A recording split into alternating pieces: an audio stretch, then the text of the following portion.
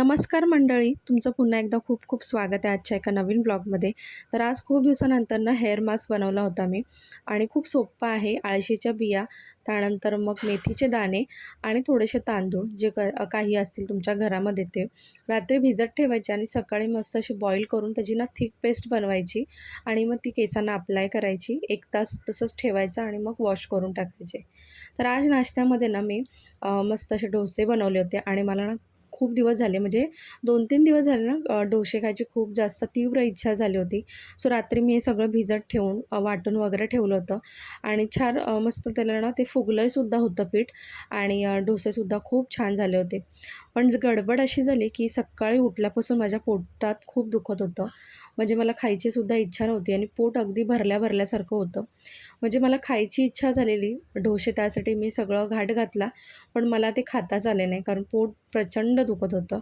So बाकीच्यांना नाश्ता दिला मी आणि खूप दिवस झाले ना माझं रुटीन चाललेलं आहे की रोज एक अंथरूण तरी धुवून काढायचं. म्हणजे एक गोधडी, चादर, ब्लँकेट धुवून काढायचं आणि अंथरुणं खूप आहेत माझ्याकडे. त्याच्यामुळे मी रोज एक धुवत आहे आणि आठवडा झाला तरी ते काही संपेना. म्हटलं पटापट आपण सगळं आज आवरून घेऊया. शेवट काहीतरी असेल ते काढून व्यवस्थित असताना 2 दिवसामध्ये संपवून टाकूया. तर इथे रात्री गोधडी मी सुकत घातली होती आणि खूप मोठ्या गोधड्या आहेत. त्यामुळे ना त्या अशा रात्रीच्याच सुकत घालते. कारण ग्रिलमध्ये, गॅलरीमध्ये जर अशी गोधडी एक सुकत घातली तर पूर्ण गॅलरी जी आहे ती झाकून जाते. अजिबात सूर्यप्रकाश वगैरे येत नाही. त्यामुळे शक्यतो मी रात्रीच घालायचा प्रयत्न करते किंवा मग दुपारी आपण जेव्हा जास्त काही बेडरूममध्ये वगैरे येत नाही अशा वेळेला. तर आजचा व्लॉग आहे ना तुमच्यासोबत शेअर करण्यासाठी मी सुद्धा खूप एक्सायटेड आहे. कारण आता आपलं हल्लीचं जे रुटीन आहे ना वेकेशनचं, तर ते आपण हळूहळू कन्वर्ट करून डेली रुटीनमध्ये कन्वर्ट करत आहोत. म्हणजे आपलं जे नेहमीचं रुटीन असतं, मुलं स्कूलला जायला लागली, ऑफिसेस चालू झाले की सगळ्या गोष्टी म्हणजे ऑफिसेस तसे चालूच असतात. पण आपण मध्ये थोडासा गॅप घेतलेला असतो, कुठेतरी फिरायला गेलेलो असतो, बाहेर गेलेलो असतो आणि त्यानंतर बॅक टू रुटीनमध्ये जेव्हा आपण येतो ना, तर या सगळ्या गोष्टी आपण करत असतो. आणि त्याचबरोबर आता पावसाळासुद्धा लवकरच चालू झाला. तसं तर पाऊस चालूच आहे, पण प्रॉपर पावसाळा जो आहे तो जून-जुलैपासून स्टार्ट होतो. मग त्यासाठी ना बऱ्याचशा गोष्टी असतात, काळजी असते ती घ्यावी लागते आपल्याला. तर बघा हे एवढी अंथरुणं माझी धुवून झाली होती टबमध्ये जितकी ठेवलीत आणि अजून एवढीच अंथरुणं धुवायची शिल्लक आहेत. तर इथे मी ना आज दूध आणलं होतं आणि मला दुधाचं ना पनीर काढून घ्यायचं होतं आणि मुलांना मिल्कशेकसुद्धा प्यायचा होता. त्यासाठी मग हे दूध जे आहे ते 2 पार्टमध्ये कन्वर्ट करून गरम करायला ठेवलं आहे. आणि हल्ली काय झालं आहे ना, मी पनीर वगैरे न शक्यतो घरीच बनवायचा प्रयत्न करते. अगदीच म्हणजे एमर्जन्सीमध्ये कधी मला पनीर मागवायचं असेल, त्याच वेळेला फक्त बाहेरून विकत आणते. कारण तुम्हाला तर माहिती आहे पनीरच्या किती न्यूज येतात. म्हणजे बाहेरचं पनीर चांगलं नाही आहे. त्याच्यामध्ये भेसळ असते, त्यामुळे ह्या गोष्टी करते. आणि आज पोट खराब असल्यामुळे सिंपल अशी दाल खिचडीच केली होती मी. अजिबात कोणतंही जेवण म्हणजे असं वेगळं काही केलं नाही आणि मुलांचंसुद्धा डोसे खाऊन पोट भरलं होतं, त्यामुळे ते पण काही एवढं खाणार नव्हते. सो सिंपल दाल खिचडी केली, स्वामींना दाखवून घेतली आणि त्यानंतर म्हटलं आपण पण करून घेऊया जेवण. आणि मुलांसाठी आधी घेतलं मी जेवण सगळं, म्हणजे मला इतकं काही खायची इच्छा नव्हती. पण म्हटलं थोडंसं 1-2 घास खावं आणि ते कोशिंबीर बनवली होती. कारण लोणचं घरातलं जे होतं ते संपलं होतं आणि मुलांना कोशिंबीर किंवा लोणचं, पापड अशा गोष्टी असल्या खिचडीबरोबर तर ते आवडीने खातात.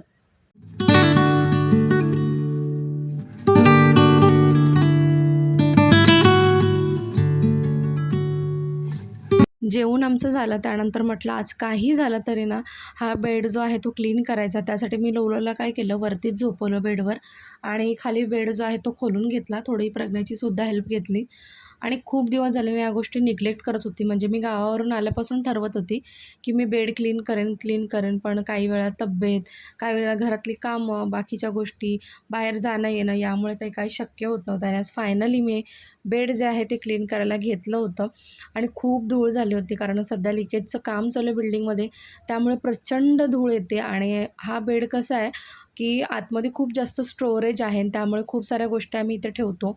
आणि खूप दिवस झाले ना माझं कपाट जे होतं ते सुद्धा फुल झालं होतं. बऱ्यापैकी भरपूर कपडे झाले होते आणि मला कपाटात जागा मिळत नव्हती. त्यामुळे म्हटलं हा बेड जो आहे तो व्यवस्थित लावून घ्यावा. कारण नेहमी जेव्हा मिस्टर किंवा मुलं खोलतात तर गोष्टी इकडे अस्ताव्यस्त होतात आणि आपण ह्या गोष्टी काय रोज क्लीन करायला जात नाही, कधीतरी क्लीन करतो. त्यामुळे मग सगळ्या वस्तू म्हटलं व्यवस्थित लावून घ्या म्हणजे थोडा स्पेससुद्धा होईल आणि म्हटलं स्पेस झाला तर आपल्याला इतर गोष्टीसुद्धा स्टोअर करता येतील. त्या हिशोबाने आज मी हा क्लीन करायला घेतला होता. यामध्ये भरपूर सारे कागदपत्र, त्यानंतर अंथरूण असतात आणि इतर न वापरात येणाऱ्या गोष्टीसुद्धा इथे मी स्टोअर करत असते.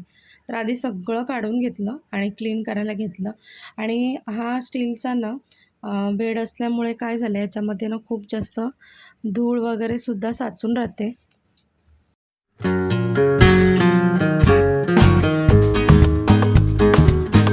बेडमध्ये इतकी प्रचंड धूळ झाली होती ना, की मला इयरबड्सने ना त्याच्या कॉर्नरमधली जी धूळ होती ती काढावी लागली हाताने आणि खूप क्लीन करावा लागला. कारण माझ्याच दुर्लक्ष करण्यामुळेच या गोष्टी झाल्या होत्या. कारण काय झालं इकडे लिकेजचं काम, त्याच्यानंतर गावी 15 दिवस राहणं, त्याच्यानंतर आल्यावर पुन्हा सगळं आवरावर, या सगळ्या गोष्टींमध्ये ना हे क्लीन करायचं राहून गेलं. 15 दिवसातून, महिन्यातून तरी एकदा माझा बेड वगैरे मी क्लीन करत असते, पण ते राहून गेलं होतं. आणि जेव्हा ना बेड मी ओपन करते तर या गोष्टी हमखास होतात. म्हणजे हे फोटोज आहेत ना ते पाहिलेच जातात आणि ऑलरेडी माझ्याकडे म्हणजे माझे हे फोटो ना पाहून झाले होते.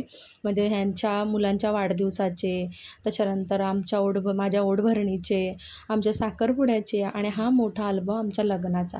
तर तो सुद्धा पाहिलाच होता. असं कधीही झालं नाही की मी हा बेड ओपन केला आणि या फोटोंकडे माझं लक्ष गेलं नाही आणि मी ते फोटो पाहिले नाहीत. असं कधीच होत नाही. तर या गोष्टी नेहमीच केल्या जातात आणि जुन्या आठवणींना पुन्हा एकदा उजाळा दिला जातो आणि खूप छान वाटतं. म्हणजे आपण स्पेशली काय बघतो फोटोंमध्ये की खूप वर्ष जेव्हाचे फोटो असतात तेव्हा आपण कसे दिसत असतो, आत्ता कसे दिसत असतो, त्याबरोबर काही प्रसंग असतात कार्यक्रमातले ते आठवले जातात. तर या गोष्टी सगळ्या होत राहतात आणि त्याचबरोबरनं ही एक दुसरी गोष्ट म्हणजे ही सुद्धा हमखास केली जाते माझ्याकडून. तर ही साडी ना माझ्या सासूबाईंच्या लग्नातली आहे. खूप कॉस्टली साडी आहे त्यावेळेची. तुम्ही बघू शकता कपडा जो आहे ना तो अगदी सॉफ्ट आहे आणि कलर तो माझा फेवरेट आहे. तर ही साडी ना त्यांच्या लग्नातली आहे. खूप वर्ष झाली म्हणजे जवळजवळ 35-36 वर्षापूर्वीची साडी आहे आणि ती जपून ठेवली आहे आम्ही. म्हणजे थोडीफार खराब झाली होती, इरली वगैरे होती, पण ती आम्ही थोडी रिपेअर करून आणली आणि पुन्हा जशी तशी ना भरून आम्ही पिशवीमध्ये व्यवस्थित अशी ते बेडमध्ये ठेवलेली आहे आणि खूप सुंदर साडी आहे. त्याच्यावरती ना वर्कसुद्धा आहे सिल्वरमध्ये, त्यामुळे ती खूपच सुंदर दिसते. तर या गोष्टी आता मी सगळ्या ठेवून घेते आणि बघा इतका स्पेस झाला होता इथे म्हणजे मी ठरवलं होतं ना त्याच्यापेक्षासुद्धा जास्त स्पेस इथे झाला होता. तर फायनली म्हटलं चला आपल्याला सगळ्या गोष्टी ठेवायला ना स्टोरेज अजून मिळालं आणि आपल्याला बायकांना जितकं स्टोरेज घरात असेल तितकं कमीच असतं.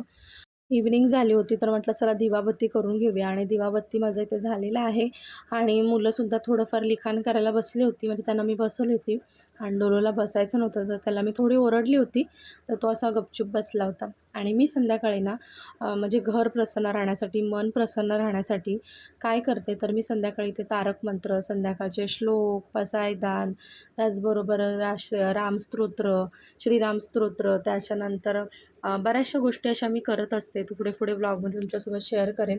तर मला फार ऐकायला आवडतं. म्हणजे सगळ्याच गोष्टी काय वाचल्या जात नाहीत, पण ऐकण्याने, श्रवण केल्याने सुद्धा त्याचा फरक पडतो.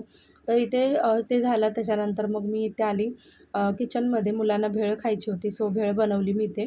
तर इथे बघू शकता कुरमुरे घेतले. त्याच्यानंतर माझ्याकडे असलेला मक्याचा चिवडा, त्याच्याबरोबर चणे टाकले, शेंगदाणे टाकले आणि मी चटण्या ज्या होत्या त्या घरीच बनवल्या होत्या. म्हणजे तिखट चटणी पुदिन्याची, पुदिना कोथिंबीरची आणि त्याचबरोबर गोड चटणी, आंबट गोड तिखट चटणी, तर तीसुद्धा मी घरीच बनवली. मुलांना शक्यतो जेवढं होईल ना तेवढं मी घरी म्हणजे त्यांच्या आवडीच्या गोष्टी बनवून देण्याचा प्रयत्न करते. एखाद्या वेळा आपल्या गोष्ट फसते, चुकते, पण असं प्रयत्न करत राहिलं तर त्या गोष्टी परफेक्टही बनतात.